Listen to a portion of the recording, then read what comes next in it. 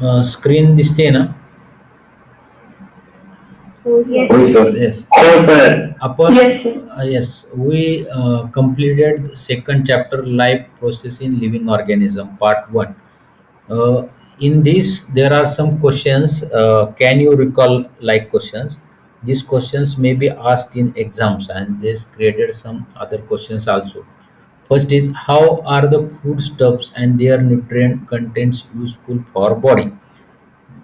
ह्या क्वेश्चनचा आन्सर कोण देईल का? आपण आता एक्सप्लेन केलेला आहे.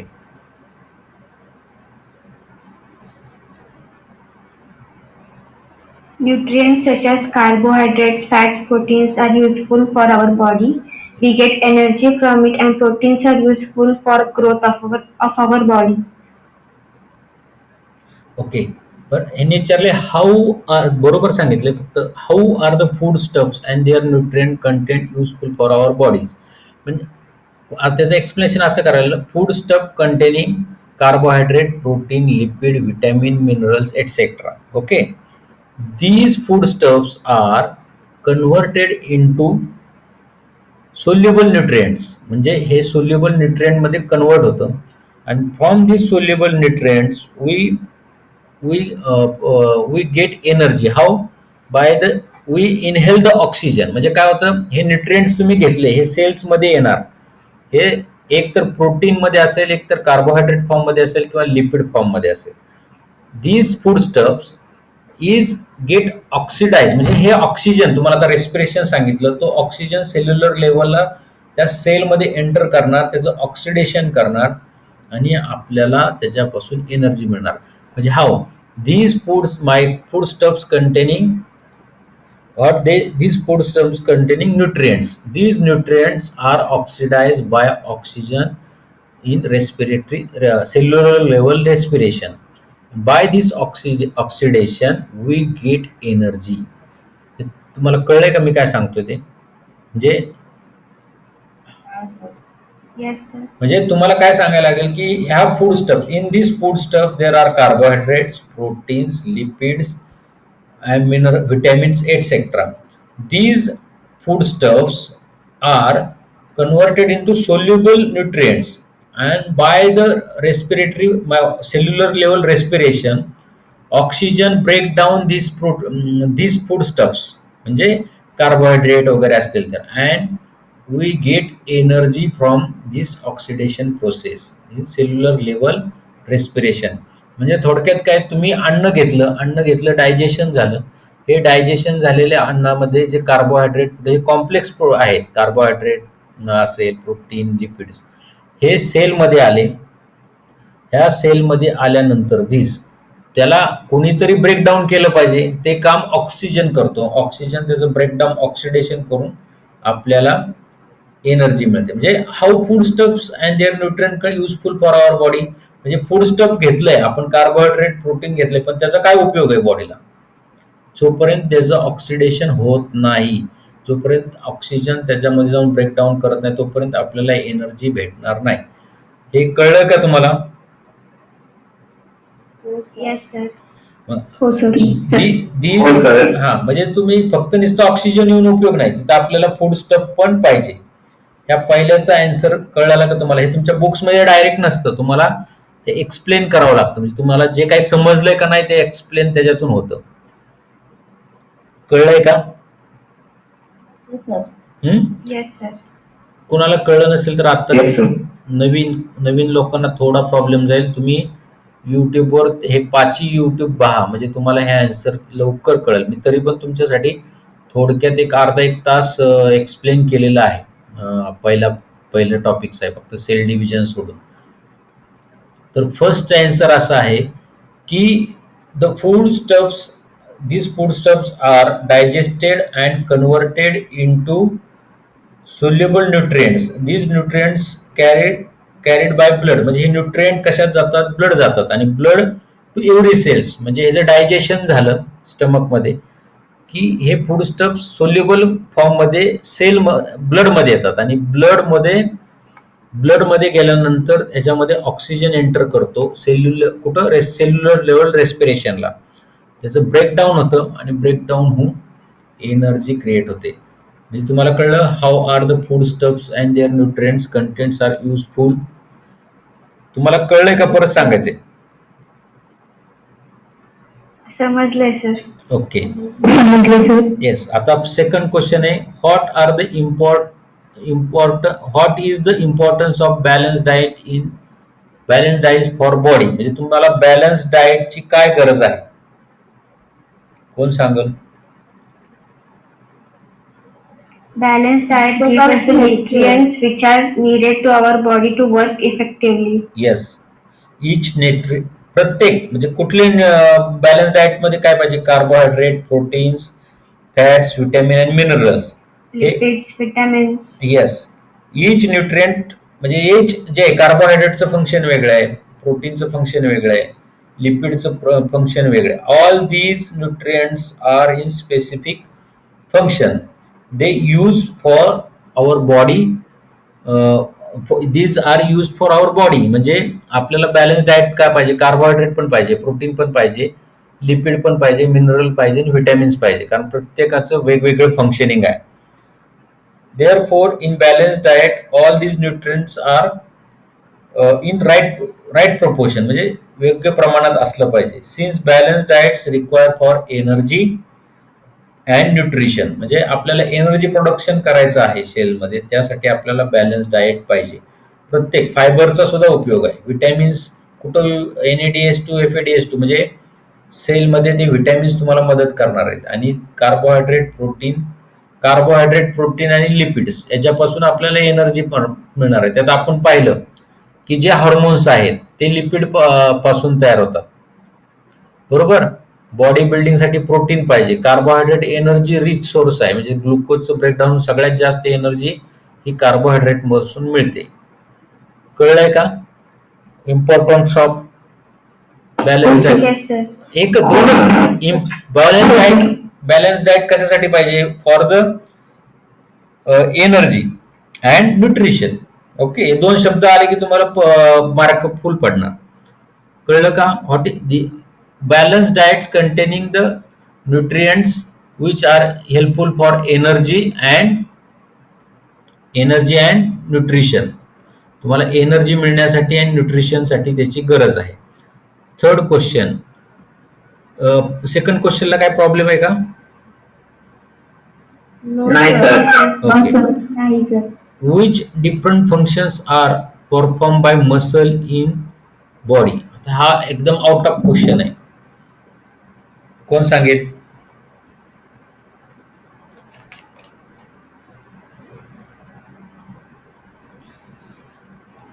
आता आपण काय ह्या टॉपिकचा काय संबंध असं तुमचा प्रश्न येईल. Which different functions are perform by muscle in body.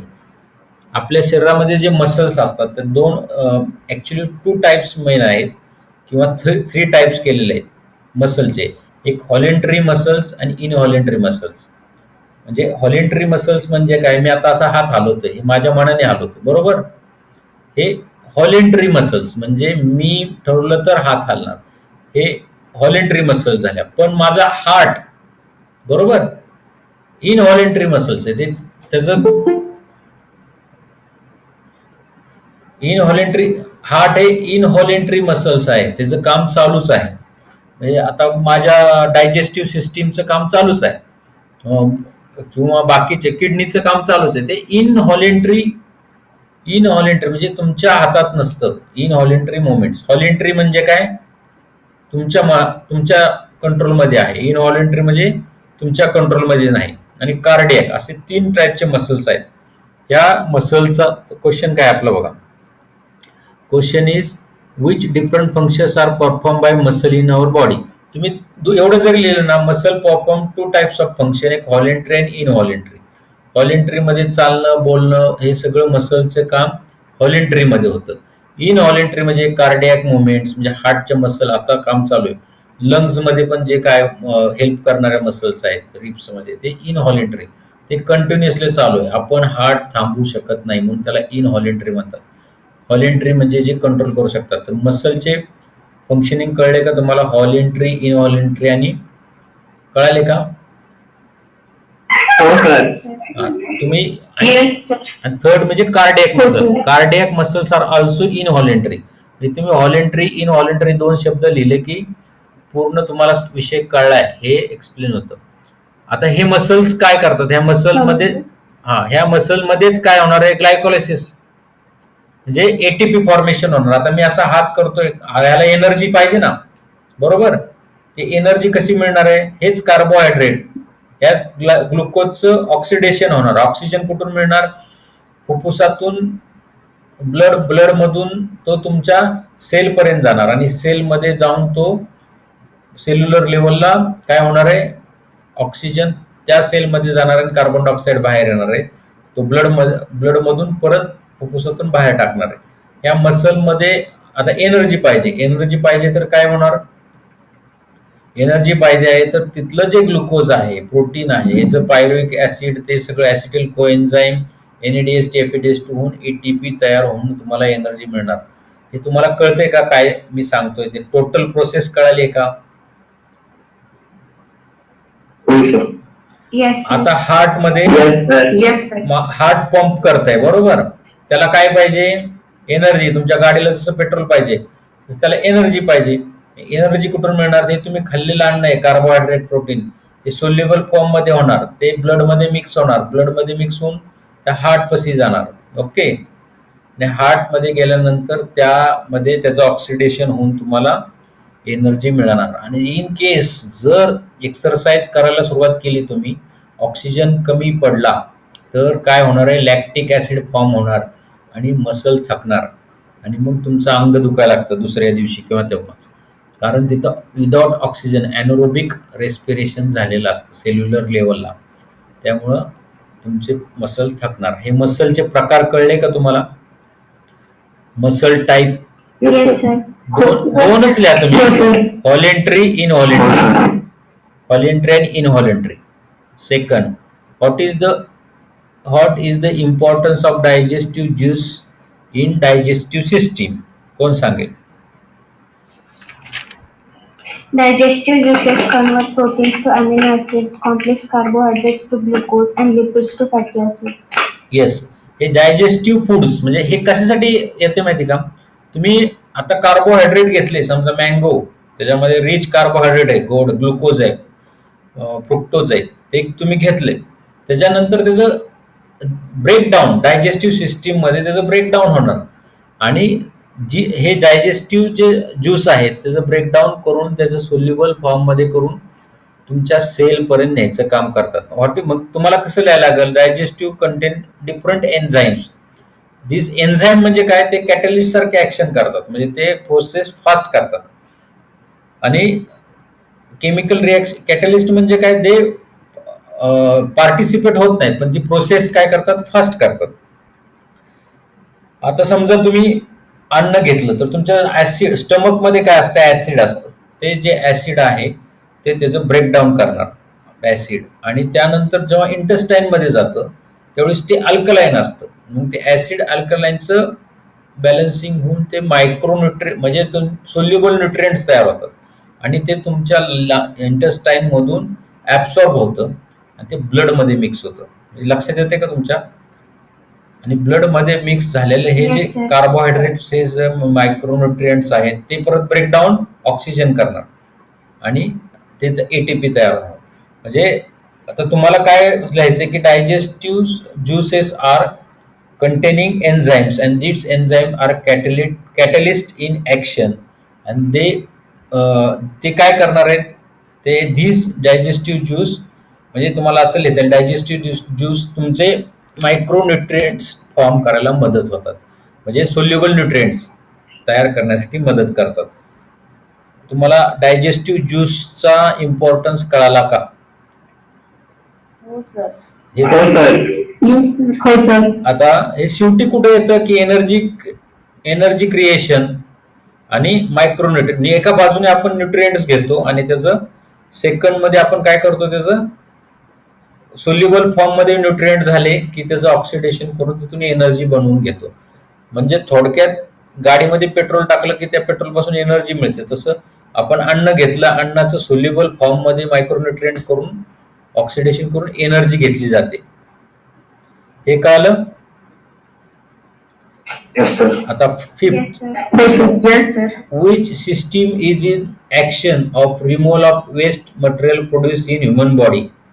म्हणजे तुमच्या आता हे सगळं झालं की गाडीतून पेट्रोल टाकल्यानंतर धूर कसा बाहेर पडतो तसंच Respiratory system. Yes Respiratory system. Yes yes yes excretory system नको असलेला भाग बाहेर टाकायचं काम केलं जातं. Which system is in action for removal of waste material produce in human body? मग हे जे ह्युमन बॉडीतून बाहेर टाकायसाठी मग हे फायबर जे असतं फायबर ते डायजेशनला उपयोगी आहे पण त्याचा उपयोग नाही. मग हे फायबरच्या माध्यमातून वेस्ट मटेरियल बाहेर इझिली टाकलं जातं. जर हे फायबर नसतील तर तुम्हाला कॉन्स्टिपेशन म्हणजे पोट न साफ होण्याचा त्रास होतो. त्यामुळे हे फायबरची गरज आहे. ते excretory system. Okay. What is the role of circulatory system in energy production? कोण सांगेल? The circulatory system helps to transport the energy-rich substances and oxygen in the blood to the body cell for the purpose of producing energy for functioning. Yes. म्हणजे काय काय कोणाला कळलंय का हे का नाहीच कळलं काय सांगितले? म्हणजे आता काय होणार आहे glucose from digestive system and oxygen from respiratory system. लक्षात येते का? हे कुठं होणार आहे? ग्लुकोज आणि ऑक्सिजन याचा मेळ झाला पाहिजे कुठं तर सेल लेवलला. तर धिस ग्लुकोज म्हणजे हे जे ग्लुकोज फॉर्म झालेलं आहे ते सेल्स पर्यंत पोहोचवायचं काम कुठून होणार आहे? तर रेड ब्लड सेल्स आहेत त्या आता तुम्हाला सांगतो ग्लुकोज घेतलंय ग्लुकोज मध्ये म्हणजे हे समजा तुम्ही कार्बोहायड्रेट प्रोटीन घेतलं त्याचं डायजेशन झालं ते सोल्युबल न्यूट्रिएंट्स तयार झाले. हे सोल्युबल न्यूट्रिएंट्स आहेत ते प्रत्येक सेलपर्यंत पोहोचलेले आहेत. आता ह्या all this soluble nutrients reach up to the cell. पण आता इथून पुढचं काम काय आहे? त्याला ऑक्सिजन पाहिजे ना. धिस ऑक्सिजन कुठं मिळणार आहे? तुमच्या रेस्पिरेटरी सिस्टीम लंग्स मध्ये. हा लंग्स मधला ऑक्सिजन तो सेल्स मध्ये एंटर होणार आणि तो त्या ग्लुकोजचं ब्रेकडाऊन करणार आणि कार्बन डायऑक्साईड तयार होणार. आता हे कार्बन डायऑक्साईड तयार झाला. हा कार्बन डायऑक्साईड तयार झाला की तो बाहेर टाकायसाठी बाहेर टाकला जाणार. कार्बन डायऑक्साईड टाकायसाठी ते डिऑक्सिजनेटेड ब्लड म्हणजे ऑक्सिजन यूज झाला आणि त्याच्यातला जो कार्बन डायऑक्साईड आहे तो बाहेर कुठे टाकणार तुम्ही? सेल लेवलचा. तर ह्या सेल लेवल पासून हार्ट मधून जो आहे डिऑक्सिजनेटेड ब्लड ते प्युरिफिकेशनला लंग्स कडे. तुमच्या लक्षात एक मिनिट.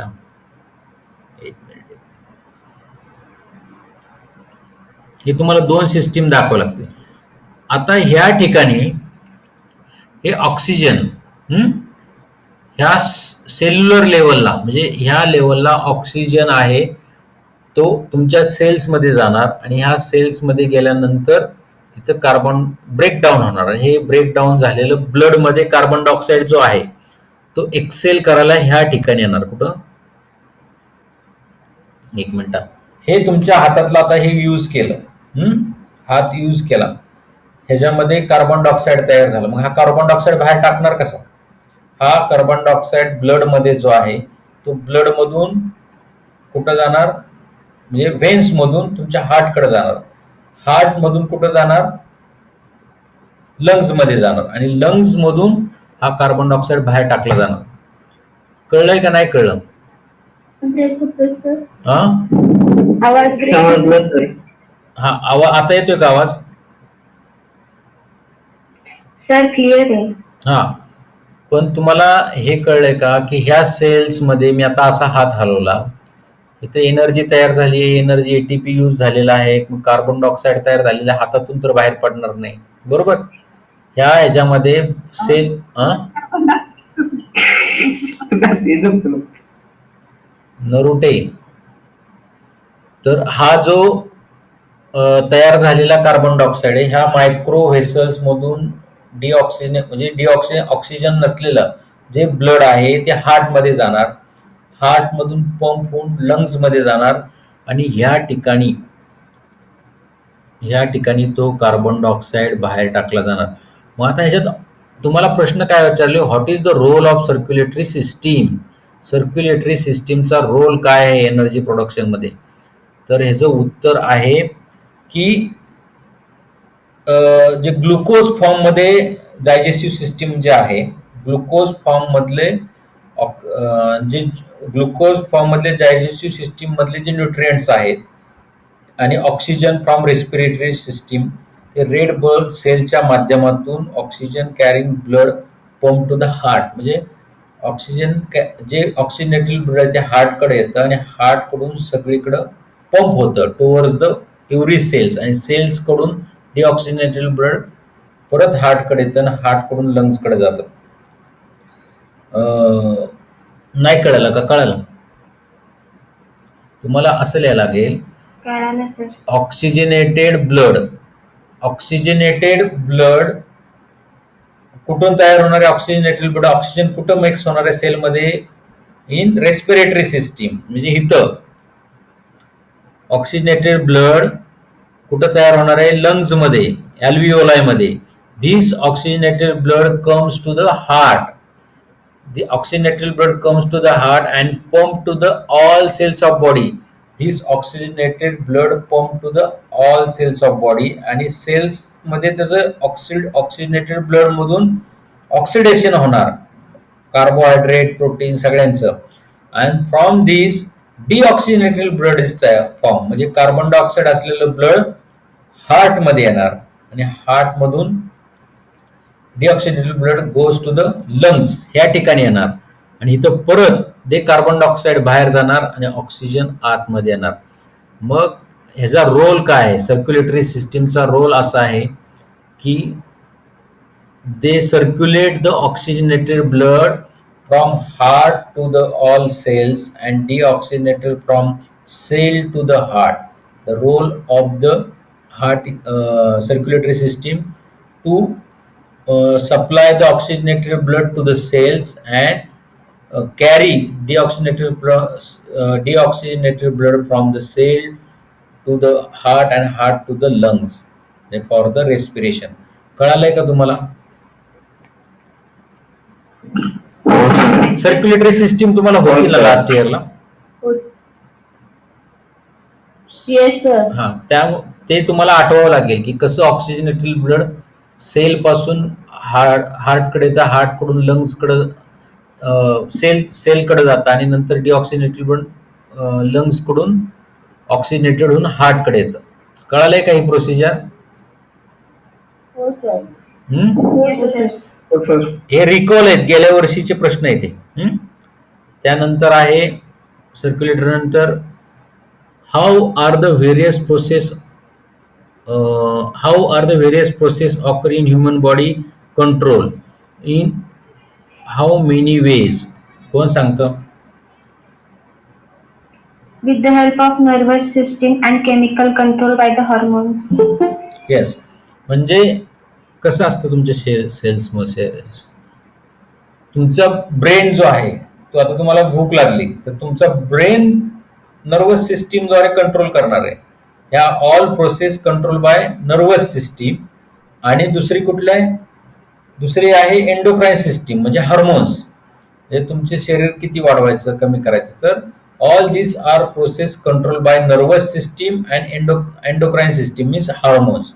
या दोन द्वारे या सिस्टीम कंट्रोल केल्या जातात, प्रोसेस कंट्रोल केल्या जातात. हे सगळे एनर्जी प्रोडक्शन वगैरे. पुढचं घ्यायचंय का उद्या घ्यायचं ते? सर उद्या घेता का? बर, ठीक आहे, उद्या. ओके, उद्या घेऊ राहिलेले टॉपिक. सगळे क्वेश्चन्स उद्या कम्प्लीट करू. सेल डिव्हिजन्स आहे. सर. ओके. Okay sir. पुढे बाय सर. Thank you sir.